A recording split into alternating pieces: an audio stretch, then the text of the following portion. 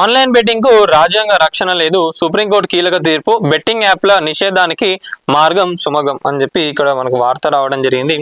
ఇక మనం చూసుకున్నట్లయితే బెట్టింగ్ యాప్స్ ఏవైతే ఉన్నాయో దీనిపైన కోర్ట్స్ కూడా ఒక స్ట్రిక్ట్ యాక్షన్ తీసుకురావాలి. గవర్నమెంట్స్ కూడా ఏ స్టేట్ గవర్నమెంట్ వాళ్ళు చేసుకున్నట్టుగా కూడా ఇక్కడ రావడం అయితే జరిగినది. మరి తెలంగాణలో కూడా మనం చూసుకున్నట్లయితే గతంలో చాలా మంది కూడా యాక్టర్లు కానివ్వండి, సినిమాకి సంబంధించిన వాళ్ళు, సెలబ్రిటీలు, ఇన్ఫ్లుయెన్సర్లు వాళ్ళందరూ కూడా చాలా మంది ప్రమోట్ చేసిండ్రు. మరి వాళ్ళపైన ఏమైనా యాక్షన్ తీసుకున్నారా ఇప్పటిదాకా అంటే ఏం లేదు, ఏదో తూతు మంత్రంగా కొనసాగించిండ్రు. ఇంకొకటి ఏంటంటే యువత కూడా ఆలోచించాలి.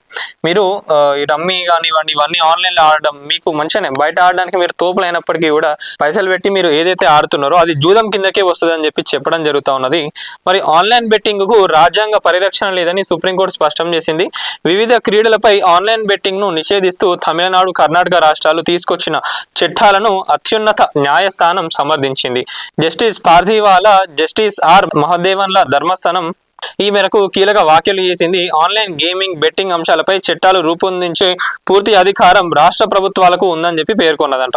మరి డబ్బులు పందెంగా పెట్టి ఆడే రమ్మీ, పోకర్ వంటి ఆటలు కూడా నైపుణ్యంతో కూడుకున్నవే అయినప్పటికీ కూడా వాటిలో డబ్బు పనంగా పెడుతున్నారు కాబట్టి అది జూదం కిందకే పరిగణించాల్సి వస్తుందని చెప్పి ధర్మస్థానం అయితే స్పష్టం చేసింది.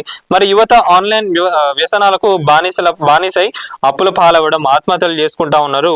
మరి ఈ నేపథ్యంలో సామాజిక ప్రయోజనాలను దృష్టిలో ఉంచుకొని ఈ తీర్పు వెలువరించినట్లు సుప్రీంకోర్టు పేర్కొన్నది. ఇంకా ఎవరైతే వీటిని ప్రమోట్ చేస్తూ ఉన్నారో వాళ్ళపైన కూడా స్ట్రిక్ట్ యాక్షన్ తీసుకునేటట్టుగా ఒక చట్టం తీసుకురావాలి. ఎందుకంటే ఎంత మాట్లాడి ఏది చేసినా కూడా చాలా మంది ఏం చేస్తూ ఉన్నారంటే ఈ బెట్టింగ్ యాప్ కాకపోతే ఇంకొక బెట్టింగ్ యాప్, ఈ బెట్టింగ్ యాప్లో అట్లు ఉండదు, ఇది చాలా మంచిది అని చెప్పి కూడా చెప్తా ఉన్నారు. ఏది ఎట్లా ఏం చేసినా కూడా పైసలు పెడతా ఉన్నారు కాబట్టి అది జూదం కిందకే వస్తుంది, ఇల్లీగల్ కాబట్టి దానిపైన స్ట్రిక్ట్ యాక్షన్ తీసుకోవాలి. దయచేసి మీ యూత్ కూడా ఒకటి ఏంటంటే జర పేరెంట్స్ కూడా చూడండి ఎవరెవరు చేస్తున్నారు, మా పిల్లలు అటు సైడ్ వెళ్తున్నారా లేదా, బెట్టింగ్ సైట్స్ వాడుతున్నారా లేదా అని వాళ్ళతో అడగండి. ఎందుకు అంటే ఒక్కసారి అప్పుల పాలైతే బెట్టింగ్ పెడతారు, ఇప్పుడు ఏదో ఆనందంగా అనిపిస్తుండవచ్చు, ఒక్కసారి తగిలింది అనుకోండి మళ్ళీ రెండోసారి వేయాలనిపిస్తుంది, మూడోసారి వేయాలనిపిస్తుంది. అట్లా చిన్న చిన్న అమౌంట్ కాస్త పెద్దగా అయిపోతుంది. పెద్ద అమౌంట్ కనుక ఒక్కసారి లాస్ అయినప్పుడు తట్టుకోలేకపోతారు ఎవరైనా కూడా, ఎంత అప్పుల పాలవుతారు, ప్రాణాలు కూడా పోతా ఉన్నాయి చాలా మందివి. దయచేసి ఈ బెట్టింగ్ యాప్లకు దూరంగా ఉండండి.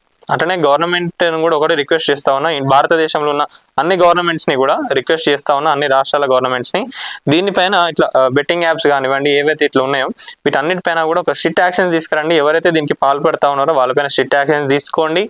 అట్లనే మెయిన్గా యువతను దాని సైడ్ ఓనియకుండా తీసుకొచ్చేటట్టు చేయండి ఏదన్నా కూడా.